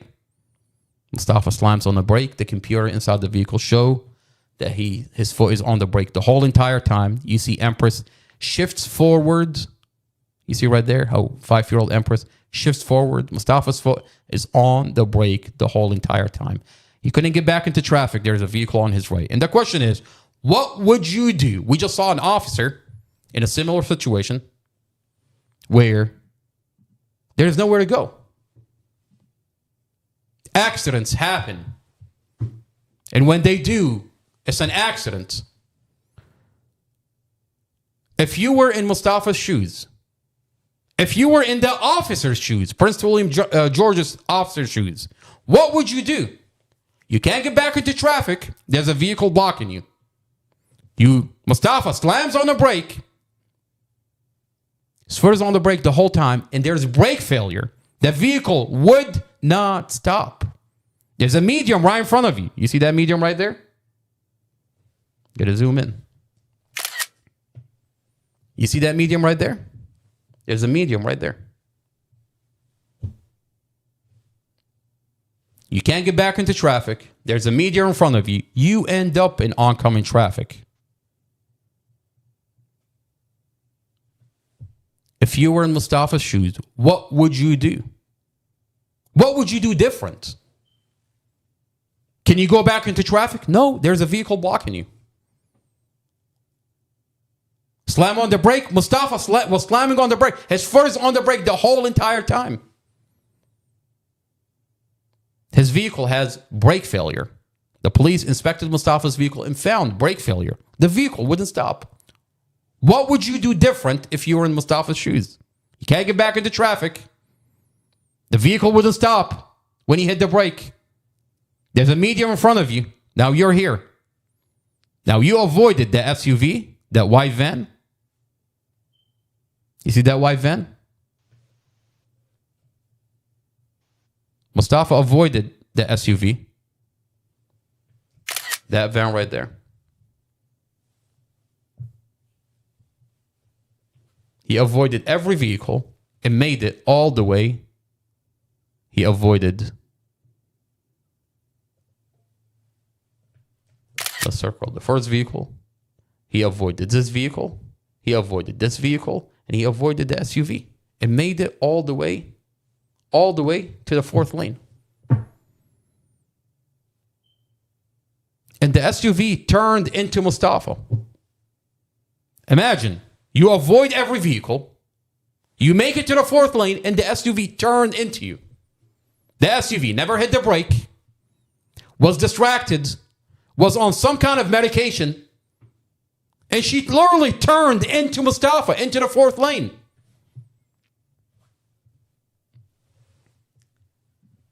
The details that are coming out of this case is disturbing. Is beyond disturbing. Mustafa Aljazairi loses his family in a vehicle accident. This is a car accident. Every detail showed this is a car accident. Mustafa lost his girlfriend and her 5-year-old baby in a vehicle accident. But Prince William County does not care. A white girl and her baby died. A Mustafa lived. Prince William County does not care that Mustafa did everything he can to avoid a vehicle accident. Prince William County does not care that white girl and her 5-year-old baby, that's Mustafa's family. Prince William County doesn't care that Mustafa did everything he can to avoid a vehicle accident. Doesn't care that Mustafa did everything he can to save his family. You want to talk about racism? You find it in Prince William County. A Mustafa lived. A white girl and her baby died. A Mustafa lived. They don't care that this is a car accident. They're going to seal off the case. They're going to falsify Mustafa's statements. They're going to crush and stage his vehicle. They're going to cut and mute his dash camera.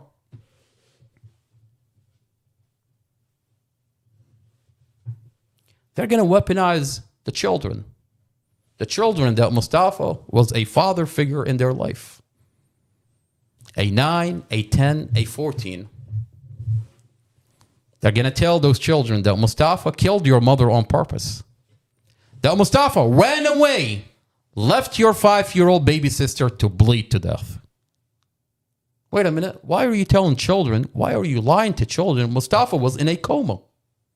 Mustafa was helicoptered to the hospital. But you're telling a 9, a 10, a 14 that Mustafa ran away, left their baby sister to bleed to death. And then you take those children, you walk them into a forensic interview. You're weaponizing the children against. Isn't that child abuse? Isn't that the definition of child abuse? Those children needed Mustafa. They needed Mustafa at that moment. But the police took that away from Mustafa and those children. They lied to the children so they can weaponize them against Mustafa. Prince William County does not care about children being abused. As long as they get Mustafa, whatever it takes. And then when you find out, when you dig a little bit deeper into the Mustafa Aljazairi case, who is Mustafa? You find out that Mustafa was suing the police for $500,000. The officers, when they got on scene, the moment they got on scene, they condemned him guilty. They haven't looked at the dash camera. They haven't looked at the computer inside the vehicle. They haven't reconstructed the vehicle accident. They haven't done anything. Moments, we have body cams. The minute they showed up,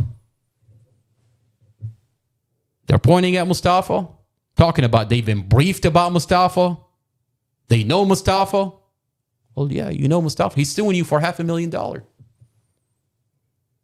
They're going around telling bystanders that Mustafa's on drugs, weaponizing the bystanders against Mustafa.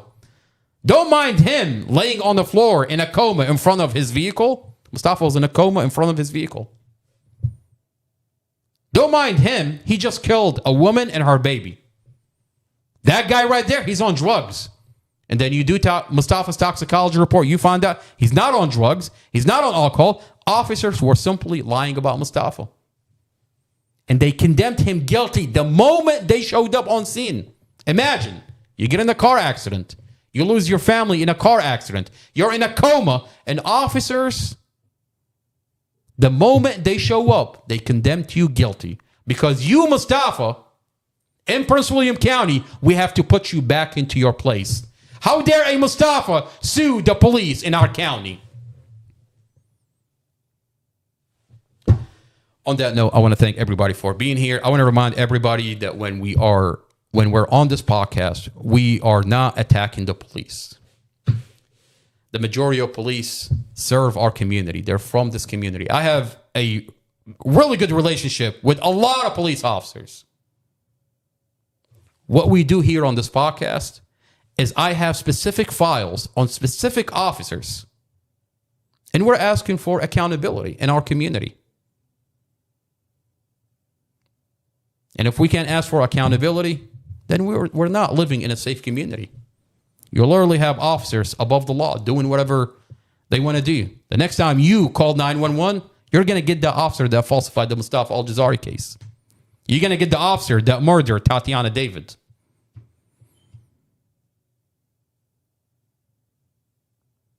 And if you think that we're just here talking about Mustafa, this goes beyond the Mustafa Aljazairi case. This is not just about Mustafa anymore. This is about officers being above the law. This is about accountability. This is about having a safe community. Can you call 911 without having to worry about getting that officer that responded and falsified the Mustafa Aljazairi case? That's what we're talking about here. I want to remind everybody, and I want to remind Brad Haywood, Mustafa's defense attorney. We are not attacking you on this platform. What we're attempting to do is empower you so you can defend Mustafa. Because we realize that this is not an easy task. Going up against a police department, standing in court, you stood in court in a Brady motion, and you said to the presiding judge, Judge Carol Weimer, the officer Robert Drum, falsified Mustafa Aljazairi statements. And then you went on and you listed a whole line of things that the police department done to your client. That's not an easy task. Going up against a police officer that's been there for 20 years. We're here to create a platform that can empower you and tell you, going up against the police department, we're here with you. The community is here with you. They want to hear from you. And if you're being threatened to do questionable thing in the Mustafa Aljazairi case, we are here with you. A platform that's transparent, that sheds light on what is going on in the Mustafa Aljazairi case. I understand the Commonwealth Attorney of the county sealed off the whole case, and they want to They want to create a scenario where no one can find out anything in the Mustafa Aljazairi case. And I wonder, why are they so terrified and sealing off? What do they have to hide in this case? Well, you don't have to wonder. We're releasing the file that showed this police department falsified the whole entire case. We're going to continue to reach out to Mustafa's defense attorney, Brad Haywood, and we're going to continue to attempt to repair, build, whatever you want to call it, a relationship, a positive relationship that we can move forward so we can empower this defense attorney to defend Mustafa. In my opinion, in what I do, I am simply reading the transcript inside the court. I'm simply reading the motion filed by the defense attorney, by the prosecutor, and what we're creating is transparency in the Mustafa Aljazairi case. And we invite Brad Haywood to be on this platform, and we want to hear, the community wants to hear from Mustafa's defense attorney directly. We're not asking him to comment or release any sealed material. We're simply asking him on commenting on what's already has been released. The body cams have already been released. The discovery, we've already released them. The motions and the transcript, they're already been published by the Department of Justice. So, can Brad Haywood be on this platform? Can Brad Haywood comment on what's already been? Absolutely, by law, without jeopardizing his protective order, he can absolutely be on this platform. On that note, I want to thank everybody for being here. This is not another boring podcast. Brad Haywood, you are under the microscope.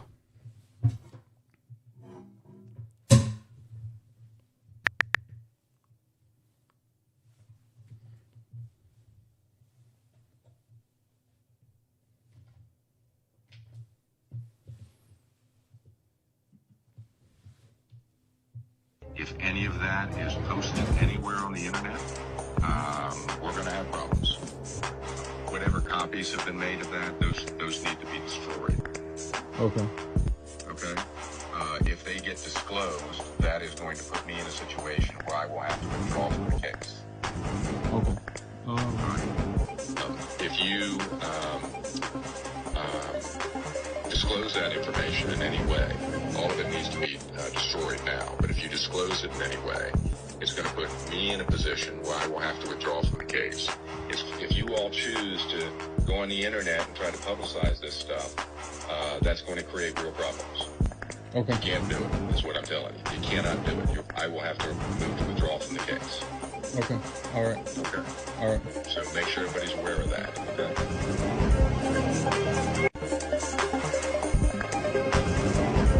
If any of that is posted anywhere on the internet, we're going to have problems. Whatever copies have been made of that, those need to be destroyed. Okay. Okay. If they get disclosed, that is going to put me in a situation where I will have to withdraw from the case. Okay. If you